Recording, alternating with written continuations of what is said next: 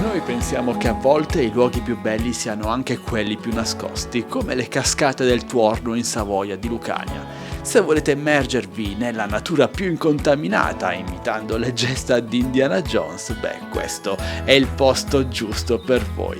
Ma mi raccomando, fatevi una bella foto della cartina prima di iniziare una discesa lunga oltre 300 metri che vi porterà sul letto del torrente, facendovi immergere in un fitto bosco dove la vegetazione è a dir poco rigogliosa e anche pericolosa.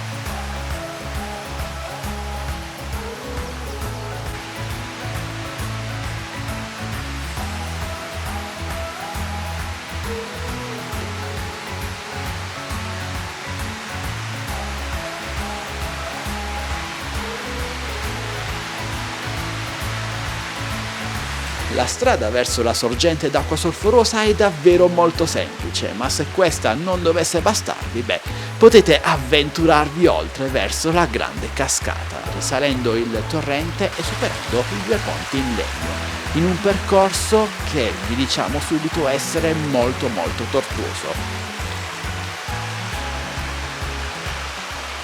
Di là o di là? Aspettiamo la risposta. No, fare ridere. Andate di là, ragazzi.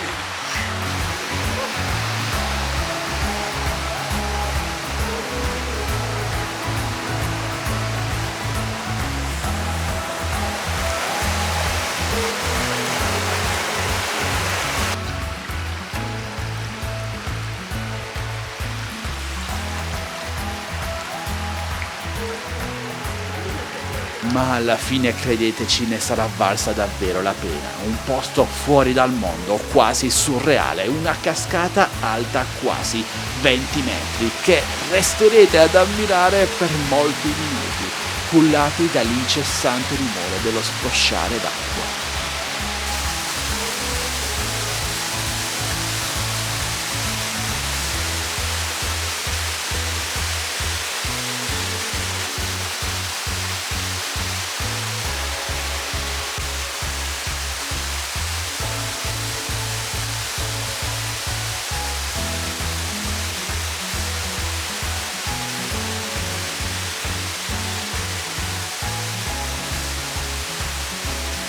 Un percorso, anzi un'esperienza che consigliamo a tutti e se avete una persona con cui condividerla sarà ancora più bella.